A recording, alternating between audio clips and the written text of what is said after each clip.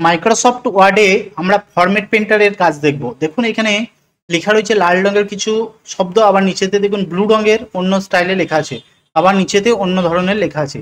তো আমরা যদি পুরোটাই লাল রঙের বা কিছুটা অর্ধেক করতে চাই তাহলে কি করে করি, আমরা প্রথমে এটা সিলেক্ট করে নিই।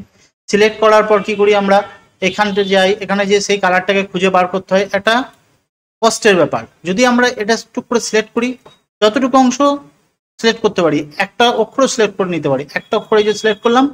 এই দেখুন হোমের ভিতরে ক্লিপবোর্ড আছে, তার ভিতরে এই যে ফরম্যাট পেন্টার আছে ব্রাশের মতো, এটাতে ক্লিক করুন। ক্লিক করার পর দেখুন একটা ব্রাশের মতো চিহ্ন চলে এসেছে। তাহলে আমরা সিলেক্ট করলাম পিটাকে, এই ব্রাশটাতে ক্লিক করলাম। এরপরে যদি মাউসটা ধরে আমরা টেনে দিই শুধুমাত্র, দেখুন সেম টু সেম এই লেখা যেমন এই লেখাটা হয়ে গেল।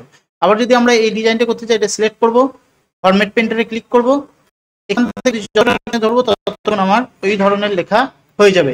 এটাকে ফরম্যাট পেন্টার বলে, এটা ফরম্যাট পেন্টারের কাজ। আবার যদি আমরা এটাকে লাল রঙের করতে চাই, এটাকে সিলেক্ট করব, সিলেক্ট করার পর আমরা ফরম্যাট পেন্টারে ক্লিক করব, নিচে থেকে ধরে উপর যদি টেনে দিই তাহলেই দেখুন ফরম্যাট পেন্টারের মতো আবার পেন্ট হয়ে গেল।